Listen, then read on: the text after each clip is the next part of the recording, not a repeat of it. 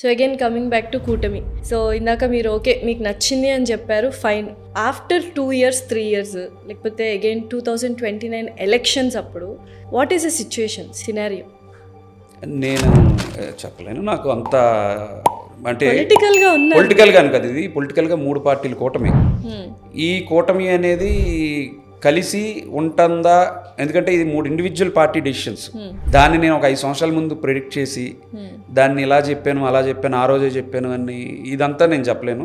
కానీ ఈ కూటమి కలిసి ఉండాలి అని మనస్ఫూర్తిగా కోరుకుంటా. అది 5 ఏళ్ళ 10 ఏళ్ళ 20 ఏళ్ళ ఎన్ని సంవత్సరాలు వీలైతే అన్ని సంవత్సరాలు ఈ కూటమి కలిసి ఉండి, అంటే నేను ప్రత్యక్షంగా ఇప్పుడు ఆంధ్రాలో ఉంటున్నా.